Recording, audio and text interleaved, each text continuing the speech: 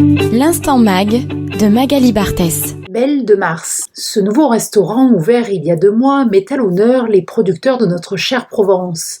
Des produits locaux, de saison, de quoi aiguiser l'appétit des locaux et touristes de passage. Ces 2 jeunes chefs, Michel Marigny et Kim Maïboui, formés tous les 2 chez les plus grands, nous esquissent la carte de cette table qui vaut le détour. Alors on a voulu créer un restaurant accessible, donc nous on aime bien dire que c'est un petit gastro de quartier. Voilà, donc avec des produits locaux, de saison, une pêche de Méditerranée. La cuisine est principalement orientée vers la mer et le végétal. C'est un petit endroit de vin couvert où la cuisine est ouverte. C'est la continuité de toute une expérience professionnelle et d'apprentissage pour Michel, pour moi. On a commencé dans les gastros tous les 2, école hôtelière pour Michel du côté de La Rochelle, donc les poissons, les coquillages, les produits de la mer, c'est un peu comme une évidence d'ouvrir à Marseille et de travailler avec les produits de la région, de Marseille, et qui fait la part belle à la région.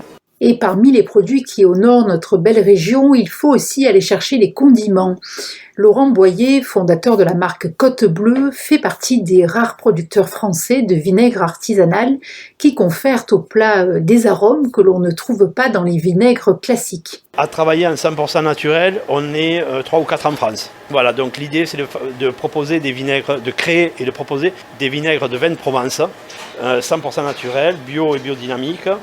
Au niveau de la création de la vinaigrerie, c'est d'avoir des valeurs fortes, donc des valeurs sur l'artisanal, donc la création des produits de façon 100% artisanale, dans le respect de la tradition. Donc l'artisanal, le local, donc c'est-à-dire que je travaille avec des vins et des produits 100% locaux. Je m'approvisionne à peu près à 100 km autour de la vinaigrerie. L'éco-responsable, donc tous les produits sont sourcés, comme je l'ai dit, à 100 km de la vinaigrerie, avec des vignerons donc, qui sont engagés aussi. Et toutes les matières sèches, je dirais, donc bouchons, étiquettes, cartons, sont faits localement. Notamment, les bouchons sont faits en liège de la forêt des Morts. L'idée, c'était vraiment d'avoir du sens, d'avoir un produit qui soit vraiment, qui ait du sens, qui soit local et qui soit engagé. Donc, c'est pour ça que j'ai souhaité aussi être certifié donc bio et Déméter, agriculture biodynamique. Et je suis le seul vinaigrier en France à être certifié Déméter pour les vinaigres de vin. Je travaille exclusivement en fût de chêne. Donc, je choisis mes vins chez les vignerons, je les ramène, je les mets en fût. La transformation se fait naturellement. Donc, c'est-à-dire ce sont les bactéries qui vont se nourrir de l'alcool et transformer l'alcool en vinaigre. Donc ce process va durer 1 an et demi suivant les vins.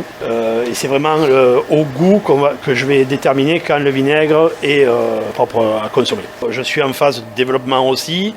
Développement avec la création d'un chai à Saucé-les-Pins. Donc dans les caves de la ferme du château, de l'ancienne ferme du château de Saucé-les-Pins. Qui vont me permettre d'augmenter ma production de vinaigre et de proposer des nouveaux produits aussi et de faire vieillir aussi les vinaigres pour avoir des vinaigres de 5, 6, 7, 8, 10 ans. J'ai été le premier en France à créer des vinaigres de vin rosé et aujourd'hui j'ai créé dans la gamme des nouveaux vinaigres, donc des vinaigres sur la base de mes vinaigres de vin, un vinaigre de vin blanc au citron de Menton. Donc, je travaille avec un agriculteur qui a les mêmes valeurs à Menton, donc vinaigre de Menton IGP, et un vinaigre de vin rosé aux framboises de Provence, donc framboises qui viennent de la ferme de Cabrières à Lambesque. C'est des vinaigres qui vont beaucoup s'utiliser en déglaçage parce qu'il y a beaucoup d'arômes et donc il va apporter beaucoup d'arômes au plat. La qualité gustative n'est pas incompatible avec la lutte contre le gaspillage alimentaire à la source. La start-up aixoise à mission Ipsago, zéro gaspille à l'envers, s'est lancée dans la production de biscuits apéritifs. Son directeur de production Thibaut Venezia nous en dit plus sur ce mode d'alimentation vertueux qui ne contient aucun sucre raffiné ajouté et valorise les circuits courts. On va travailler avec des producteurs de la région qui ont des fruits et légumes qu'on appelle écartés, moches. Trop petits ou trop gros pour être commercialisés, mais aussi par exemple en surproduction. Par exemple, les épinards vont souvent avoir tendance à pousser tous d'un coup, et puis des fois la demande est inférieure à l'offre. Et donc nous, on va collecter ces épinards et on va les sécher, on va en faire des farines d'épinards séchées à 45 degrés qui vont préserver le nutriment et on va en faire des farines d'épinards. On va aussi utiliser des farines un petit peu particulières, notamment ce qu'on appelle les drèches de brasserie. C'est les céréales maltées qui ont été utilisées pour fabriquer la bière.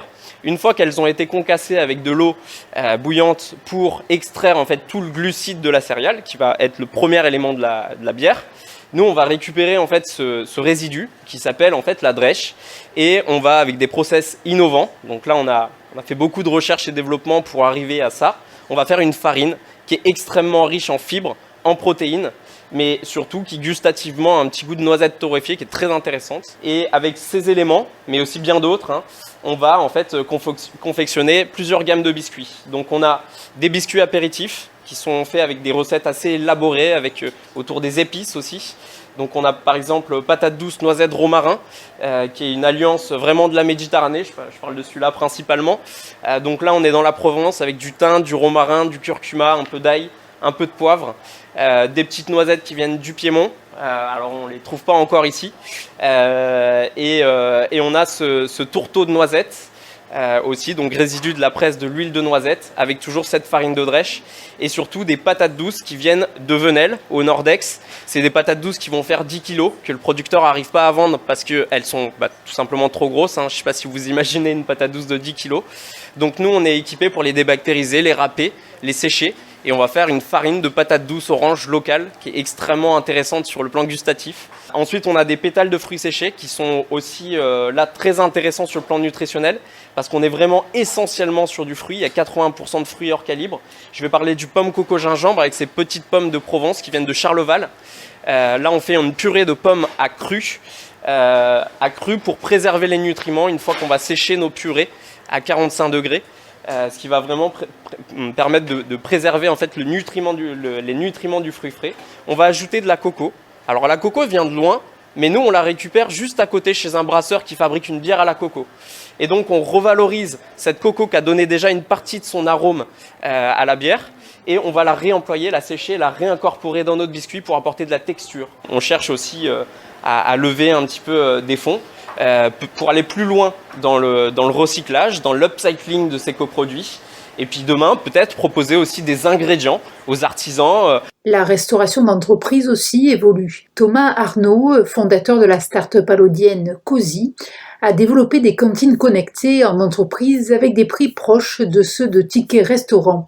Et il facilite ainsi le quotidien de ceux qui n'ont pas d'idée de repas après une longue journée de travail. Pour favoriser le recyclage, on utilise des bocaux.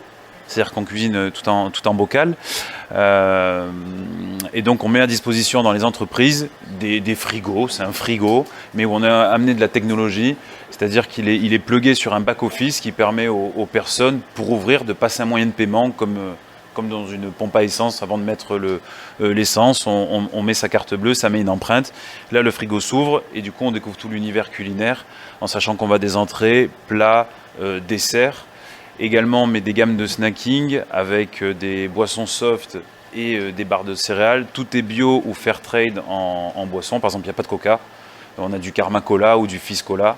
Sur une phase 2 avec Cozy D, qui va sortir un site e-commerce qui a pour but de nourrir avec raison et de répondre à une problématique. On va livrer donc du pot bébé en passant par des plats partagés, des entrées, des desserts, avec une petite gamme d'épicerie fine, très serrée vraiment parce qu'elle est mise sur des produits locaux. On va pas pouvoir livrer le soir en livrant juste un repas parce qu'on a aussi un engagement RSE très très fort. On a par exemple 80% de nos plats qui sont en bas carbone parce qu'on a plus de 400 panneaux photovoltaïques qui couvrent notre site de production qui fait 1000 m². On a un système de refroidissement de nos chambres froides qui est avec de l'eau glycolée qui permet d'être le moins énergivore possible. On a également, pour nos biodéchets, on a également 8 poules. Donc une poule, il faut savoir que une poule, par mois, c'est 150 kg de produits. Donc je vous laisse faire les calculs. Donc on est autonome sur nos biodéchets. On a une serre aquaponique où on cultive nos herbes aromatiques. Vous l'avez compris, on assiste à une véritable révolution de la chaîne alimentaire et sur notre territoire, ces différentes start-up innovantes sont assistées par Marseille Provence Gastronomie Média Club. Pour Isabelle Brémond, directrice générale de Provence Tourisme, ce soutien est essentiel. On accompagne aussi ces projets qui sont des projets, j'allais dire, comme vous, humain, simple, dans des lieux comme ça, dans Marseille, de cuisine créative. Donc voilà, on sera à vos côtés, Provence Tourisme, pour soutenir ce projet. La chaîne alimentaire est désormais plus intelligente et plus efficiente, et c'est aussi un plus pour la planète. L'Instant Mag de Magali Barthès.